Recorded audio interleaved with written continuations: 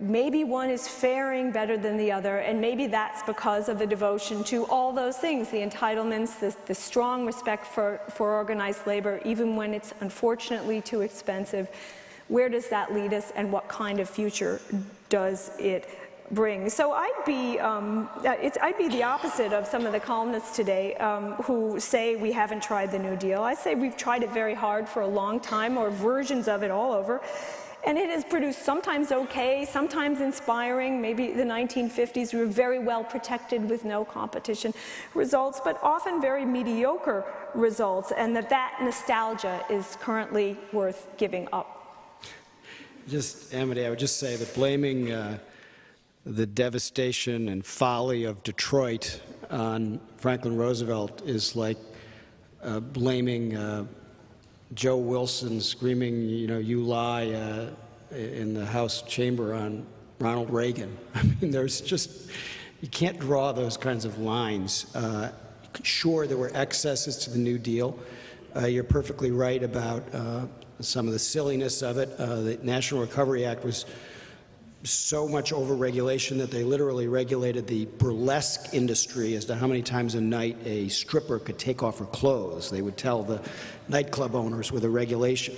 But just because they had those excesses doesn't discredit the entire enterprise. And just because some people were frozen in the amber of the New Deal through the 60s and 70s and 80s and became what I think of as Paleolithic liberals, and didn't necessarily help the country and didn't rethink issues in a pragmatic way. Those people were not living the New Deal. Franklin Roosevelt would not have been happy with them. He was above all a pragmatist. He believed in bold, persistent experimentation. Take a method and try it. If it fails, try something else. But above all, try something. You have to work the problem. And this is an enormously important lesson for our time. One of the reasons that George Bush became unpopular was the American people no longer had the impression that he was getting up and working the problem on their behalf every day. And so it wasn't just Iraq. Katrina would be a good example. Before the New Deal, if people were in trouble because of a hurricane, it wasn't seen as any of the responsibility of the government.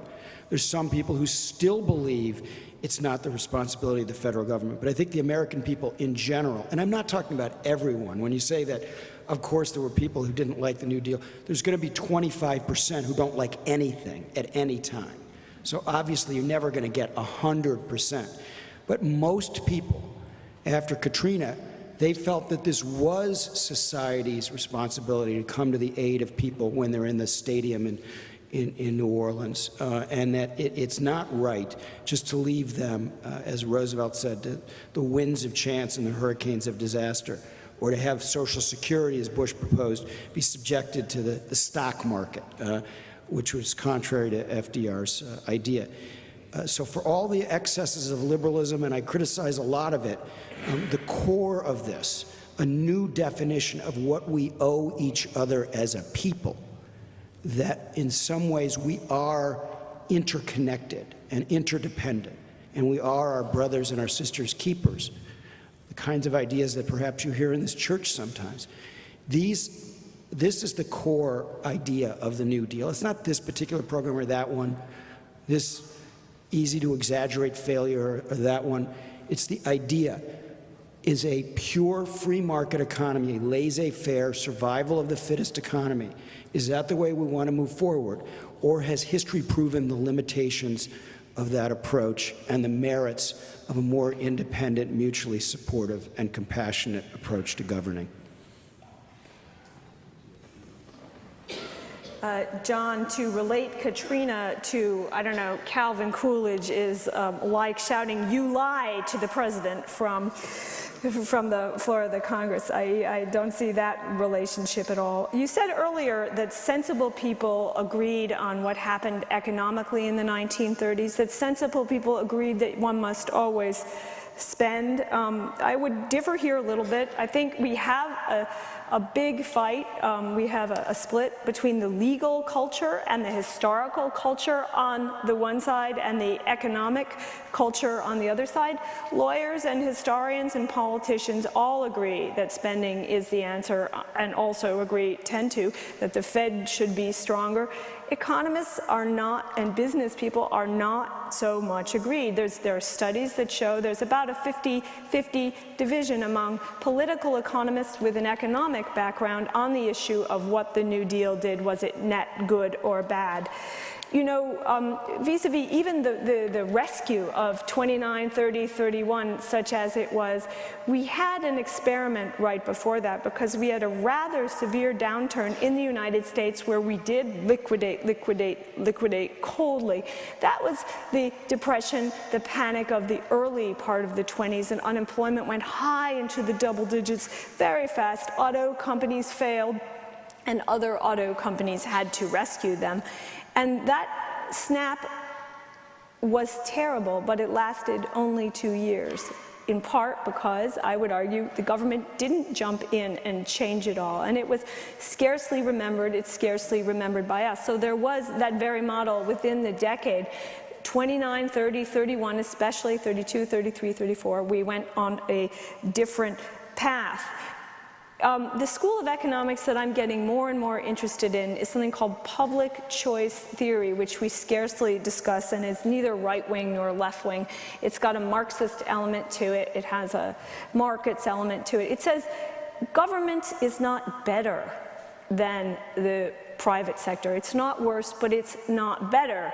And it's a competitor, and it will use any occasion, any crisis to take ground, to win ground, to push the other fellow, the private sector, into a defensive position. And that is what you see in economic crises generally. Government says, we are higher, we can solve the problem better, we know more, we're wiser, listen to us. And in the end, the public sector is rather bigger than it was before relative to the private sector. I'm not sure that means the economy is better. I am just sure that this school of thought, public choice theory, it's a terrible name, but it's a useful theory, is accurate in what they are describing. So you want to contemplate, even at rest, Ronald Reagan, his government was nearly twice as big as Roosevelt's. How far can the United States go? There's a last philosopher I'll mention, Friedrich Hayek. We never say his name. He said we're on an incremental road towards serfdom, towards the end. And I don't believe we're going towards serfdom. I do believe, and I believe many in Michigan believe, that we've probably reached the limit of how far government can go, and maybe it's time to stop. Thank you both. Well, now I would like to offer our debaters the opportunity to pose a question to each other, and then after we conclude with that section, we'll go to the last part of this evening where you, the audience, will have an opportunity to come up to the microphones and pose questions to our debaters. Amity, what question would you like to ask John? What's your next book? This question. It's much nicer than mine. I have to revise my question for you.